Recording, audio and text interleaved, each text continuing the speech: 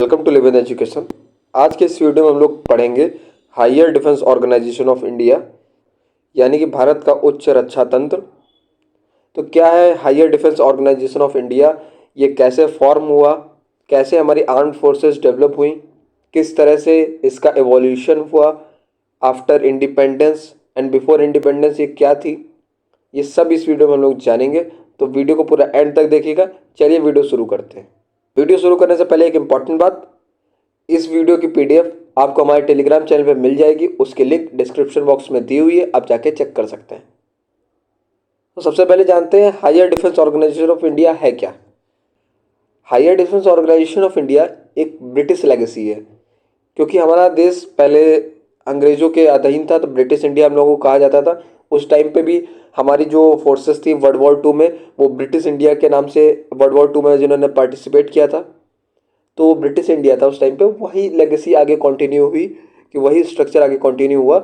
लेकिन इसका जो क्या था इवोल्यूशन हुआ है लास्ट 70 ईयर्स में, या कह सकते हैं लास्ट 75 ईयर्स में, वो बहुत ही अप्रिसिएबल है। क्योंकि जो गवर्नमेंट्स आई धीरे धीरे, सभी गवर्नमेंट्स का अपना अपना रोल रहा, जिन्होंने ये जो higher defence organisation of India है, इसमें बहुत सारे मेजर चेंजेस लाए। एंड सबसे बड़ा मेजर चेंज था सीडीएस की पोजीशन को इंट्रोड्यूस करना, क्योंकि ये हायर डिफेंस ऑर्गेनाइजेशन में जो हमारी तीनों फोर्सेज हैं, आर्मी, नेवी एंड एयरफोर्स, इनके बीच में कोऑर्डिनेशन डेवलप करने के लिए सीडीएस की पोस्ट को इंट्रोड्यूस किया गया था। और हम सब लोग जानते हैं कि इंडिया के पहले CDS general Bipin Rawat sir थे, जिनका हेलीकॉप्टर क्रैश में दुखद देहांत हो गया था। तो चलिए आपसे एक क्वेश्चन पूछता हूं, भारत के करंट सीडीएस कौन है? कमेंट बॉक्स में जरूर बताइए। आगे देखते हैं। देखिए, जो आफ्टर इंडिपेंडेंस हमारे जो लीडर्स रहे थे, अनफॉर्चुनेटली वो इतने ज़्यादा विजनरी नहीं थे कि वो अपनी आर्म फोर्सेस को डेवलप कर सके। आप सभी जानते होंगे 1962 का जो इंडो चाइना वॉर था, हम लोग बस इस वजह से हारे क्योंकि हमारे जो उस टाइम के प्राइम मिनिस्टर थे पंडित जवाहरलाल नेहरू, उनकी पॉलिसी थी कि हम लोग एक पीसफुल कंट्री बनना चाहते हैं, इस वजह से हम अपनी आर्मी को डेवलप नहीं करेंगे, उसको मॉडर्नाइज नहीं करेंगे। इसका रिजल्ट ये रहा कि चाइना ने हम पे अटैक किया और हम वो वॉर हारे हैं। जो higher defence organisation of India है ना, ये पॉलिसी मेकिंग पे डिपेंड करता है कि किस तरह की पॉलिसीज बन रही हैं आर्म फोर्सेस के फेवर में, किस तरह के उनके लिए बजट पास किए जा रहे हैं, किस तरह से उनको इक्विपमेंट्स प्रोवाइड किए जा रहे हैं, किस तरह का उनको एटमॉस्फेयर प्रोवाइड किया जा रहा है। ये सारी चीज़ें बहुत इंपॉर्टेंट होती हैं, क्योंकि जिस कंट्री की आर्मी जितनी ज़्यादा स्ट्रांग होगी, वो कंट्री उतना ही ज़्यादा स्ट्रांग होगा। चलिए अगला पेज देखते हैं। यहाँ पे एक डेफिनेशन है क्लाउज़विट की जो दी हुई है। According to Clausewitz, in the time of war, the military commander should be given a seat in the cabinet. He should not, however, have unlimited power. His judgment and counsel should merely ensure that statement reach the correct decision. देखिए, क्लाउज़विट का कहना था कि जो war time होता है ये बहुत इंपॉर्टेंट टाइम होता है, और इस टाइम पे जो मिलिट्री कमांडर होता है, जैसे हम लोग कह सकते हैं आर्मी का चीफ हो गया, या फिर अभी करंटली हम लोग कह सकते हैं सीडीएस हो गया, क्योंकि वो तीनों फोर्सेस में कोऑर्डिनेशन बनाता है। इनको जो है कैबिनेट में एक सीट मिलनी चाहिए वॉर के टाइम पे, जिससे गवर्नमेंट और आर्म फोर्सेस के बीच में एक अच्छा कोऑर्डिनेशन बन सके। अगली हेडिंग है evolution of higher defence organisation in India. 24 सितंबर 1947 को लॉर्ड इसमें, जो कि चीफ ऑफ स्टाफ थे लॉर्ड माउंटबेटन के, उन्होंने 3 tier higher defence organisational structure recommend किया था। और उनकी रिकमेंडेशन के बेसिस पे जो है 3 कमेटीज फॉर्म हुई थी। वो कौन कौन सी थी देखते हैं। पहली थी DCC committee, the defence committee of cabinet, जो प्राइम मिनिस्टर द्वारा चेयर की जाती थी। सेकंड थी the defence ministers committee, DMC, जो कि डिफेंस मिनिस्टर चेयर करता था। एंड जो थर्ड थी the chief of staff committee, COSC, ये कैबिनेट सेक्रेटरीट के मिलिट्री विंग का एक पार्ट थी। इसकी जो चेयरमैनशिप थी जो रोटेशनल होती थी, और इसमें जो लॉन्गेस्ट सर्विंग ऑफिसर होता था वो इसका चेयरमैन बनता था। अब आगे देखते हैं। इंडिया के geo political and military interest जो है ना, वो इस टाइम पे क्या है वो हम लोगों को जानना जरूरी है। अगर हम लोग हायर डिफेंस ऑर्गेनाइजेशन पढ़ रहे हैं तो सबसे पहले हमें जानना चाहिए कि हमारे कंट्री के जो जियो पॉलिटिकल इंटरेस्ट है, मिलिट्री इंटरेस्ट है, वो कहाँ कहाँ पे है। तो जो इंडिया के geo political and military interest है, वो extend across the Himalayas in the north, Indian ocean in the south, Myanmar in the east and Afghanistan in the west, and possibly in the Malacca straits, Asia Pacific region, middle east and central Asia. तो India का जो जियो political interest है ना और military interest है, वो इन areas में, इन regions में फैले हुए हैं, क्योंकि इन रीजन से इंडिया को जियो पॉलिटिकल एडवांटेजेस मिल सकती हैं इन फ्यूचर, और मिलिट्री एडवांटेजेस हैं। क्योंकि अगर आप देखें हिमालय साइड में देखें तो चाइना है, साउथ में अगर आप जाएंगे तो भी जो इंडियन ओशियन है वहाँ पे भी चाइना अपना एक डोमिनेंस दिखाने की कोशिश करता है। ठीक है, म्यांमार साइड में आप जानते हैं कितनी ज़्यादा वहाँ पे मिलिटेंसी होती है, कितना ज़्यादा वहाँ से क्रॉस बॉर्डर टेररिज्म होता है। और म्यांमार में जो रोहिंग्या वाला मुद्दा है वो बहुत एक मेजर इशू रहा है इंडिया के लिए एड्रेस करने के लिए। अफगानिस्तान में अभी आपने देखा होगा रिसेंटली तालिबान इशू, वो भी इंडिया के लिए बहुत बड़ा क्या था सरदर्द रहा, लेकिन इंडिया ने उसको बहुत अच्छे से मैनेज किया। एंड जो मलक्का स्ट्रेट है, एशिया पैसिफिक रीजन है, और मिडिल ईस्ट है। मिडिल ईस्ट हमारे लिए क्यों इंपॉर्टेंट है? वहाँ से ऑयल आता है। इंडिया की जितनी मेजर ऑयल सप्लाई थी वो मिडिल ईस्ट से थी। अभी रिसेंटली जो यूक्रेन वॉर के बाद रसिया से हम लोग ऑयल बाई करने लगे, बट हमारी जो ज़्यादातर मेजर ऑयल परचेस है अभी भी जो है वो मिडिल ईस्ट से है। और सेंट्रल एशिया आप जानते हैं जितने तुर्कमेनिस्तान, किर्गिस्तान, ये सब जो है ये सब हमारे लिए बहुत इंपॉर्टेंट है, क्योंकि रसिया से हमारे बहुत अच्छे रिलेशन है और ये यूएसएसआर के ही पार्ट हुआ करते थे। अब आगे देखते हैं department of military affairs, DMA. The department of military affairs, DMA, is headed by the Chief Defence Staff, CDS, as secretary and was created to facilitate optimal utilization of resources and promote jointness among the three services। देखो जो department of military affairs है ये recently introduce किया गया है। आप जानते होंगे सीडीएस की पोस्ट जब से इंट्रोड्यूस की गई है तब से ये जो कहता है डिपार्टमेंट ऑफ मिलिट्री अफेयर्स है, जो इसका जो सेक्रेटरी होता है ना वो सीडीएस होता है। एंड उसका काम क्या होता है? तीनों आर्म फोर्सेस में कोऑर्डिनेशन डेवलप करना। अब जैसे हमारे जो पहले के सीडीएस थे जनरल बिपिन रावत सर, वो किस पे काम कर रहे थे? वो एक थिएटर कमांड बनाने पे काम कर रहे थे। थिएटर कमांड क्या होता है? थिएटर कमांड एक ऐसा स्ट्रक्चर है जिसके under army, navy and air force एक स्पेसिफिक एरिया में एक साथ कोऑर्डिनेट कर पाए। अगला देखते हैं the department of defence, DoD. The department of defence is headed by the defense secretary and is responsible for defense budget, establishment matters, defense policy, matter relating to parliament, defense cooperation with foreign countries and coordination of all defense related activities। तो department of defence इसका जो secretary होता है जिसको head करता है वो होता है डिफेंस सेक्रेटरी। और अभी प्रेजेंट टाइम पे इंडिया के डिफेंस सेक्रेटरी कौन है? वो है श्री गिरधर अरमानी, एक आईएएस ऑफिसर है जो इस टाइम पे डिफेंस सेक्रेटरी हैं। ठीक है, आगे देखते हैं the department of defence production.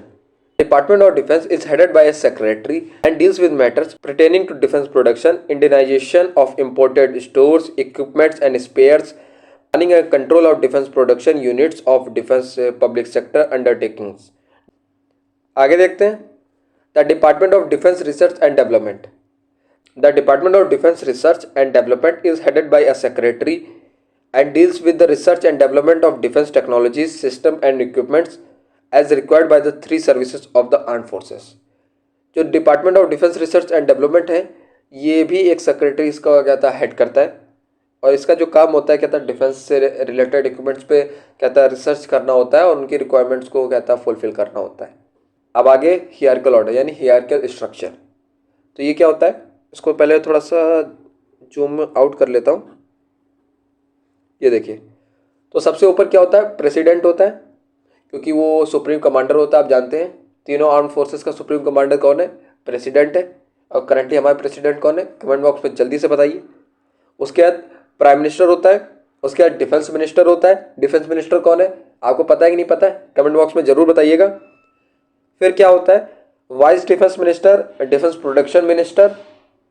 ये दोनों कौन होते हैं? देखिए, वाइस डिफेंस मिनिस्टर ज़्यादातर ऐसे होते हैं जैसे आपने देखा होगा गृह मंत्रालय में होते हैं गृह राज्य मंत्री, वैसे जो रक्षा मंत्रालय में होते हैं जो राज्य मंत्री का जिनको दर्जा प्राप्त होता है वो होते हैं वाइस डिफेंस मिनिस्टर। और डिफेंस प्रोडक्शन मिनिस्टर उसके अंदर काम करने वाले ही होते हैं ज़्यादातर।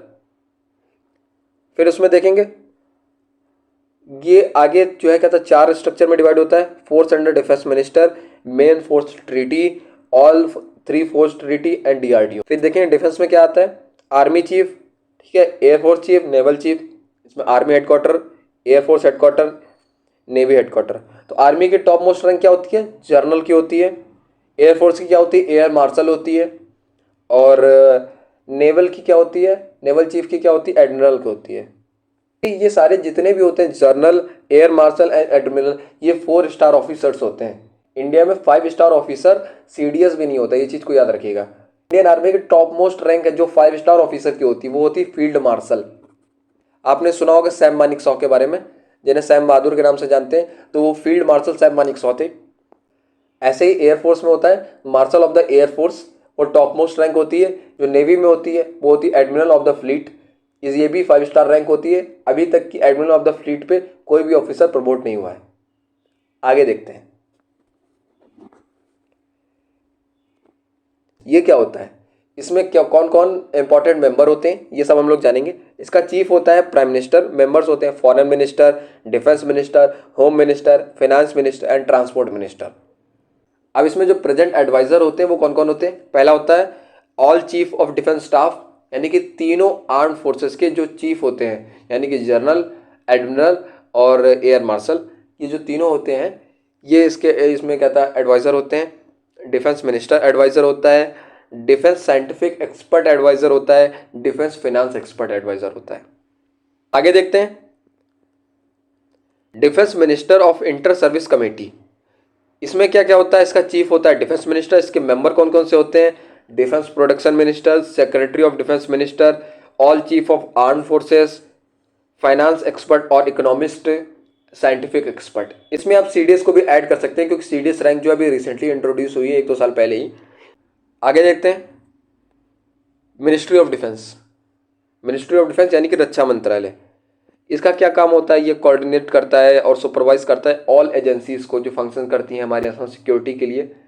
तो मिनिस्ट्री ऑफ डिफेंस के अंतर्गत ये सारी चीज़ें आती है। मिनिस्ट्री ऑफ डिफेंस इन सभी के साथ कोऑर्डिनेट करता है, सारी एजेंसीज के साथ कोऑर्डिनेट करता है, सारी आर्म फोर्सेस के साथ कोऑर्डिनेट करता है। ये पॉलिसी फ्रेमवर्क प्रोवाइड करते हैं, रिसोर्सेज प्रोवाइड करते हैं आर्म फोर्सेस को, इनके लिए बजट तैयार करते हैं, ठीक है, इनकी जो रिस्पॉन्सिबिलिटीज़ होती हैं उनको फुलफिल करते हैं। यहाँ देखिए the Indian arm forces including army, navy, air force and Indian coast guard under the ministry of defence are primarily responsible for ensuring territorial integrity of India. ये जितनी भी इंडिया के आर्म फोर्सेस होती हैं ये इंडिया की टेरिटोरियल इंटीग्रिटी को maintain करने का इनका काम होता है, और ये सब जो है मिनिस्ट्री ऑफ डिफेंस के अंतर्गत आते हैं। 30 सितंबर 1947 के बाद ये डिसीजन लिया गया कि इन सब ये जो सारी कमेटी है ना, इनका एक हेड होना चाहिए। तो प्राइम मिनिस्टर इस कमेटी को लीड करता है, लेकिन जो एक्चुअल हेड होता है वो सेरेमोनियल हेड जिसे हम लोग कहते हैं वो प्रेसिडेंट ही होता है। और जो इंडिया की जो अभी करंट एचडीओ है ना, उसका मेन जो पर्पस है ना वो इंडिया की नेशनल सिक्योरिटी को फुलफिल करना है। नेक्स्ट पेज देखते हैं DRDO, defence research and development organisation. DRDO कब स्टैब्लिश हुआ था, 1958 में हुआ था। कैसे स्टैब्लिश हुआ था, by combining the defence science organisation and some of the technical development establishments. A separate department of defense research and development was formed in 1980s, which later administered DRDO and its almost 30 laboratories and establishments. There were almost 52 labs before merging. एक separate department बनाया गया था defence research and development, जो 1980s में form किया गया था। बाद में ये भी डीआरडीओ से मर्ज कर दिया गया। अब इसकी जो करंट लैब्स हैं इस टाइम पे वो 30 हैं। इससे पहले जो थी डीआरडीओ और उसकी मिला के वो थी 52 लैब्स। डीआरडीओ का फंक्शन होता है मेड इन इंडिया इक्विपमेंट्स को प्रिपेयर करने का, उनको डेवलप करने का।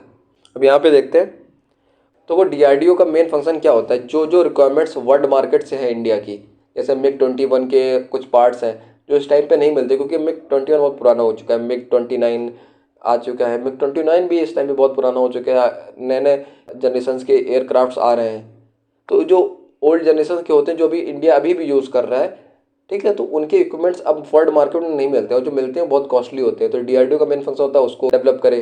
डीआरडीओ ने 1960 में सरफेस टू एयर मिसाइल बनाने का भी काम स्टार्ट किया था, बट ये जो था बाद में डिसकंटिन्यूड कर दिया गया। अभी आप देख पा रहे होंगे इंडिया जो जितनी भी रिसेंटली मिसाइल्स को लॉन्च करता है, अभी आप रिसेंटली में आप देखेंगे पिछले 5 साल में इंडिया ने बहुत सारी मिसाइल्स को लॉन्च किया है। आप इसको जाके सही से रिसर्च करिए इसके बारे में तो आपको पता चलेगा सारी की सारी डीआरडीओ ने बनाई है। डीआरडीओ ब्रह्मोस मिसाइल्स पर भी वर्क कर रहा है जो इंडिया और रसिया के कोऑर्डिनेशन से बनी हुई है।